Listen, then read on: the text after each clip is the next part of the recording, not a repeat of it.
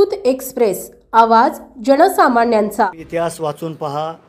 गावगाडात चालणारा मराठा, 18 पगड जातीला न्याय देणारा मराठा, गावात तर वाद झाले ते मिटवणारा मराठा, गोरगरिबाच्या मुलीचे लग्न करणारा मराठा, गावामध्ये इतरांना मदत करणारा मराठा, मंदिर असेल, शाळा असेल, कॉलेज असेल, याला जमिनी मराठ्यांनी दिल्या। हे तुम्ही विसरले का?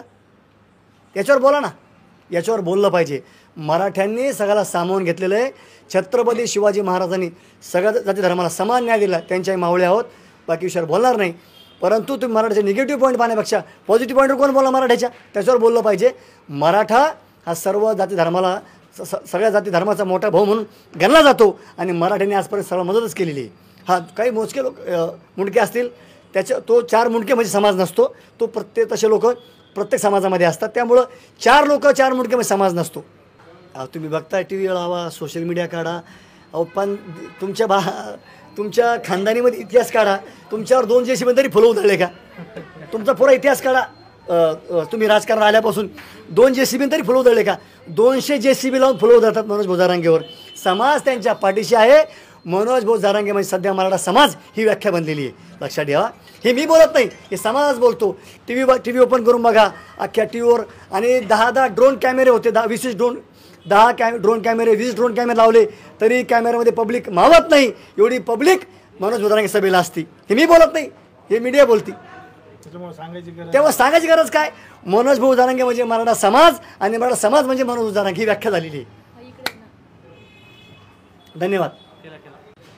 बऱ्याच लोकांचा हा गैरसमज आहे की आंतरवाली सराटी या ठिकाणी ज्यावेळेस लाठीचार्ज झाला तिथून मनोज जरांगे पाटील फोकसला आले। हा गैरसमज आहे, हे खोटं आहे।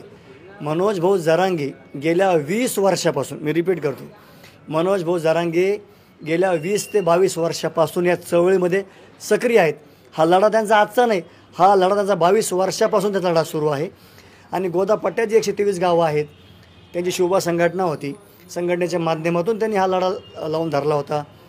2004ला आमच्या ताईंनी सांगितलं, 2004 त्यांनी 15,000 विद्यार्थ्यांचा मोर्चा काढला। 2004ला 15,000 विद्यार्थी देऊन त्यांनी मोर्चा काढला होता। म्हणजे ते चळवळीतलं व्यक्तिमत्व आहे ते। अनेक 35 उपोषण, त्यांनी हे उपोषण त्यांचं 35व होतं।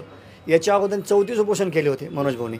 आणि साष्ट पिंपळगाव असेल, वडीगोद्री असेल, ही शहागडला सभा जी झाली ते 50,000 ते 60,000 लोक त्या सभेला होते। म्हणजे ते काय आत्ताचं नाही, गेल्या अनेक वर्षापासून ते काम करत आहे। त्यामुळं लोकांना डोक्यातून हे काढून टाकावं की ते आत्ताच फोकसला आले।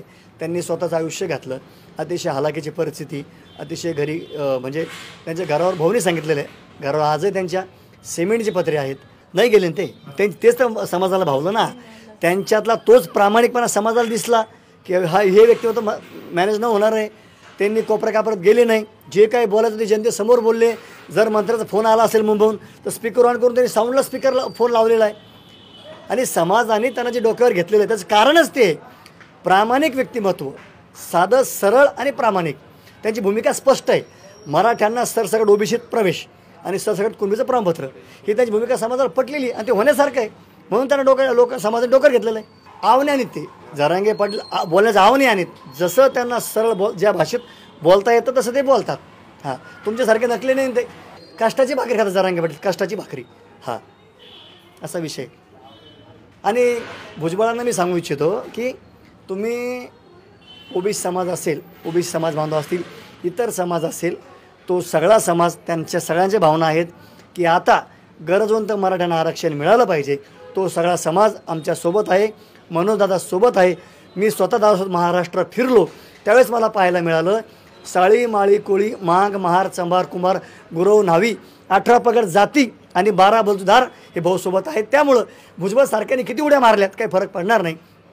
त्यांना राजकारण करायचं आहे, त्यांना राजकारण करू द्या। मनोज भाऊ सांगतात त्यांना राजकारण करू द्या। आम्हाला आमच्या गरीब मराठ्याच्या ताटात म्हणजे पदरात आरक्षण टाकायचं आहे। आणि जोपर्यंत मनोज भाऊ जरांगे मराठ्यांच्या पदात आरक्षण टाकणार नाही, हा लढा थांबणार नाही। मानदूत एक्सप्रेसच्या बातम्या पाहण्यासाठी आजच मानदूत एक्सप्रेस न्यूज चॅनलला यूट्यूबवर सबस्क्राईब करा आणि बेल आयकॉन प्रेस करा।